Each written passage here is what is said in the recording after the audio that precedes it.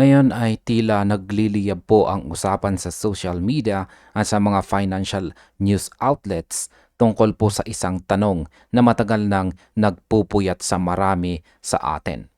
Mayroon nga ba talagang price cap o limitasyon ang presyo ni XRP? Yan. Is there a price cap for XRP?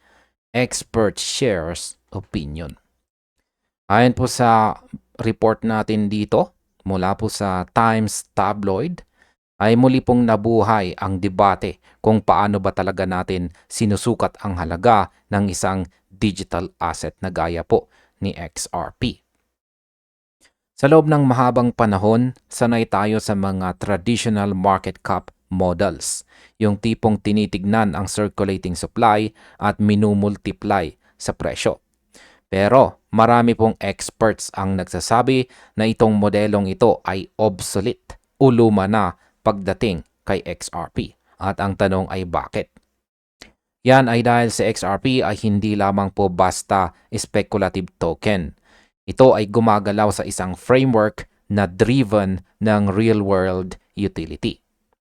Kaya sa video na ito ay pag-uusapan po natin ang opinyon ng mga eksperto mula sa Arrington Capital at ang pananaw ng commentator dito na si Mikkel tungkol sa kung bakit posibleng walang limitasyon ang pag-akyat ng Ripple ecosystem. Yan, simulan po natin sa perspective o pananaw ng Arrington Capital. Yan, kamakailan lamang ay naglabas po.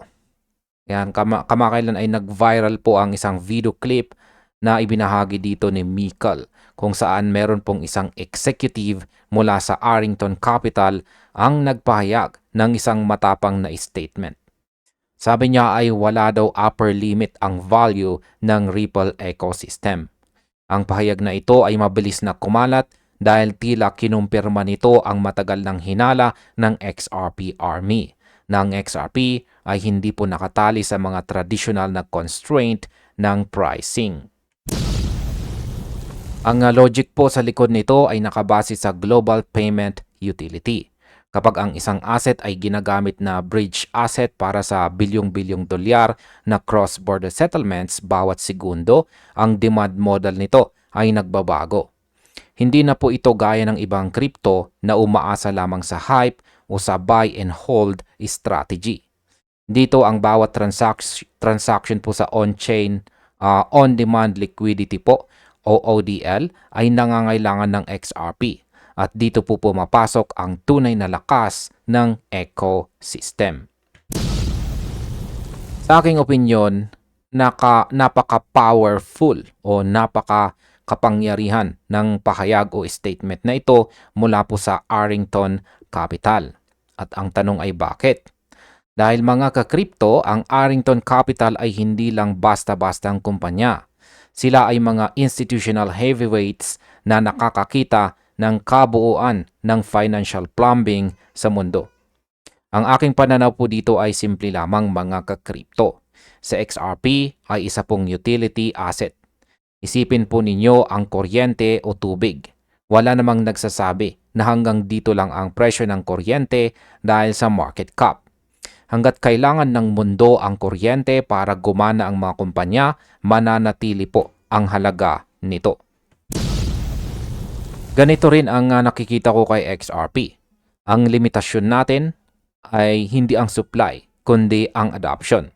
Kung ang Ripple ecosystem ang magiging default rail para sa global settlements, ang $1, $10 o kahit $100 ay magiging maliit na numero lamang sa harap ng total addressable market.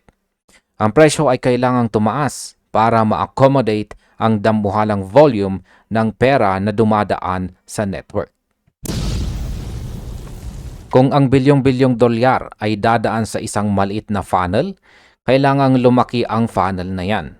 Ang funnel na yan ay ang presyo ni XRP.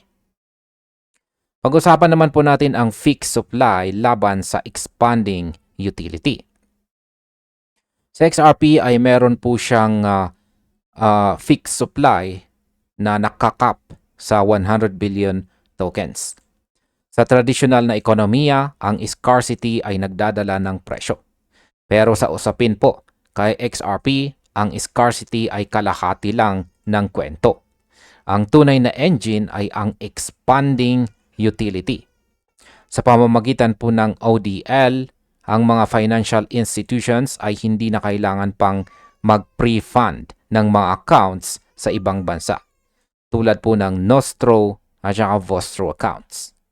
Dito, nagkakaroon ng transactional demand. Habang lumalawak po ang mga payment corridors ng Ripple sa buong mundo ngayong taong 2026, lalong tumataas ang pangangailangan para kay XRP bilang tulay o bridge. Kapag si XRP ay naging embedded na sa global liquidity systems, ang demand ay hindi na lang magiging base sa speculative interest kundi sa mechanical necessity.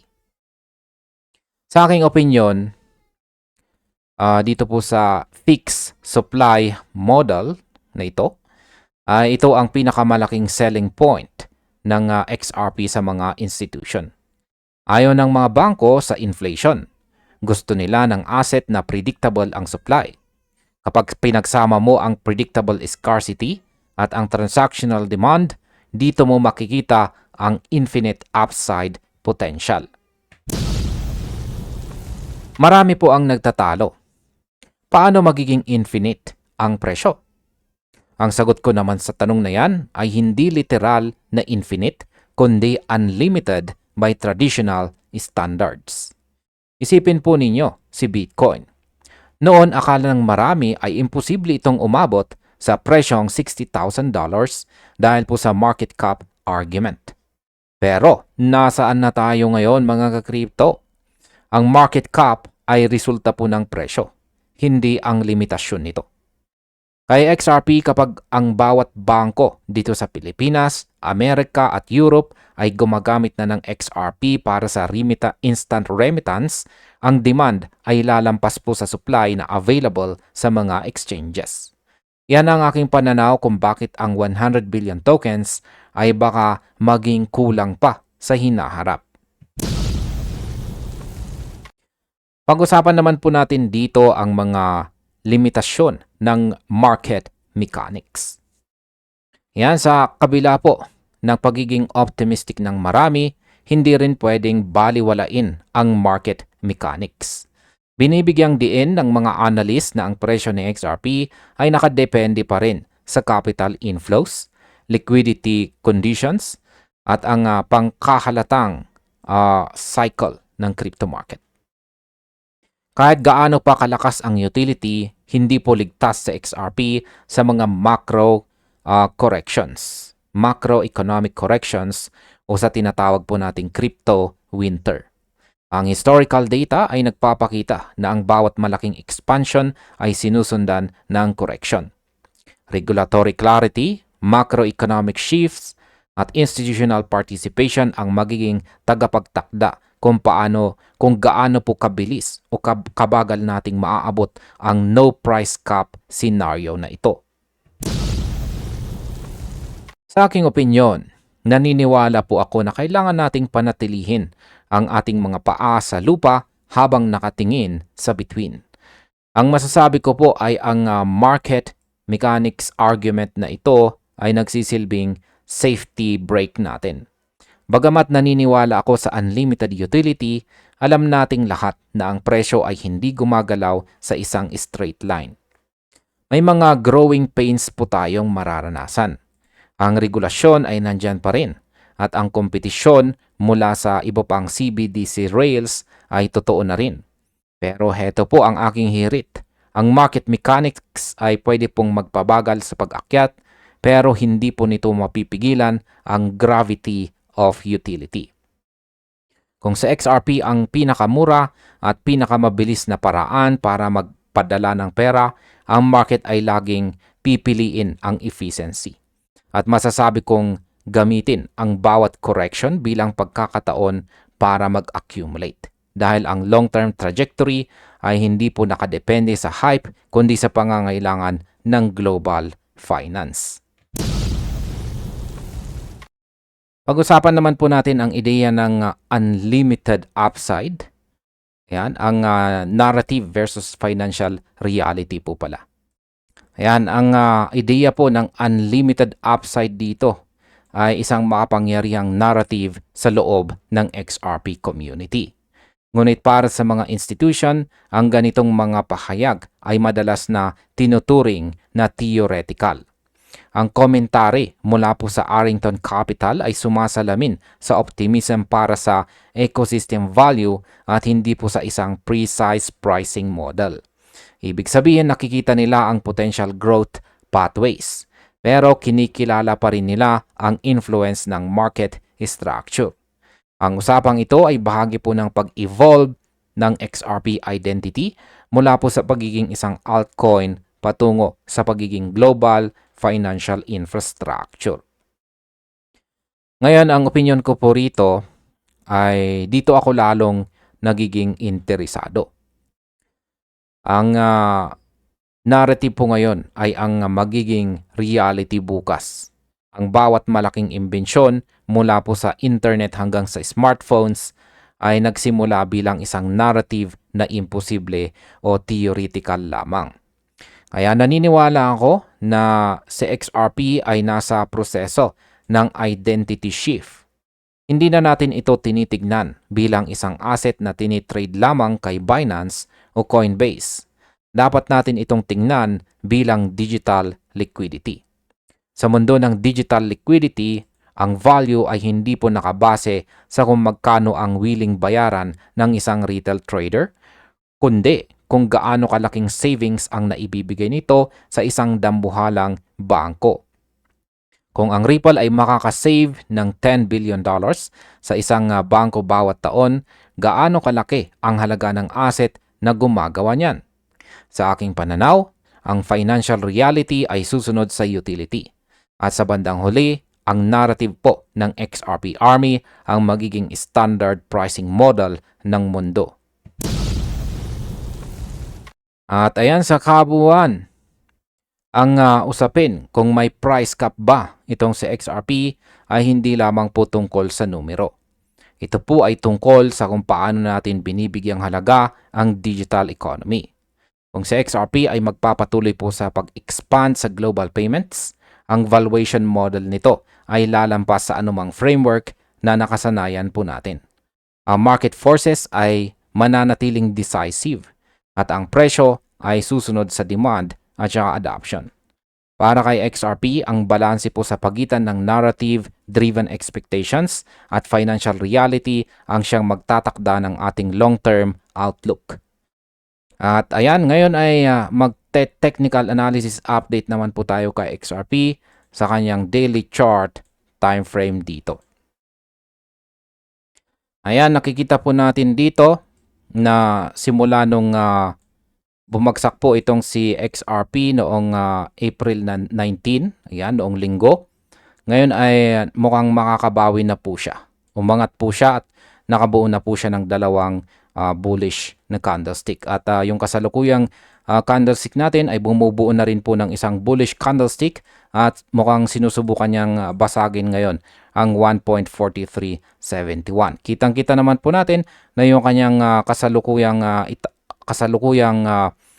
presyo ay naglalaro na po dito sa ibabaw ng kasalukuyang minor resistance natin na 1.4371.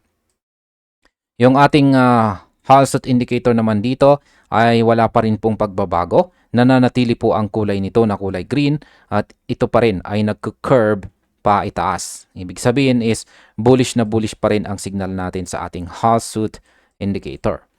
Dito po sa ating QQE mod indicator, ayan, halos pantay po yung QQE, sukat ng QQE bar natin noong April 20 at saka 21. At mukhang yung QQE bar natin dito ay mukhang mas malaki po kaysa sa mga dalawang nakalipas na QQE bar natin dito. Kapag nabuo po ang ating QQE bar na mas malaki ang sukat nito, ibig pong sabihin ay tuloy po ang ating breakout or confirm breakout po tayo rito at mataas po ang chances na magpapatuloy tayo sa pag-akyat. Ayan. Pero hindi po tayo agad diretso dito sa 1.5672 kasi mukhang may nabuo na naman po tayong isang minor resistance dito. Ayan. Dulot po yan ng naging rejection ng dalawang candlestick natin dito noong April 17 at saka April 18. Kaya yan, lagay po natin yung kanyang price level para malaman po natin kung nasaan ang resistance na yan. Ayan, at ito po ay nasa 1.4826. Kaya kung sakaling magkaroon tayo ng breakout dito, wag po muna tayo magsasaya kasi napakalapit na naman yung susunod na minor resistance natin. Pero kung malakas po talaga ang bullish momentum natin, maaaring daanan niya lamang ito. Ayan. Pero pag medyo nanghina ang ating bullish momentum, magko-consolidate na naman tayo dito sa ilalim ng ating bagong minor resistance dito. Ayan, ang ating kasalukuyang support naman ay isang minor support na nakaabang dito sa 1.3833. Medyo malayo pa naman tayo dito. Kaya hindi pa tayo dapat mag-alala. Ayan. Kaya yan po ang aking technical analysis update dito. Mukhang mas mataas po ang bullish side. Ayan, or mukhang mas mataas po ang probability na magpapatuloy sa pag-akyat itong sa XRP sa mga paparating na araw, lalong-lalo na kung pag nagkaroon na po tayo ng confirmed breakout sa ating minor resistance dito. At ayan po ang ating technical analysis update sa araw na ito dito sa daily chart time frame ni XRP. At hanggang dito na lamang po tayo sa video na ito mga ka-crypto. Marami pong salamat sa panonood.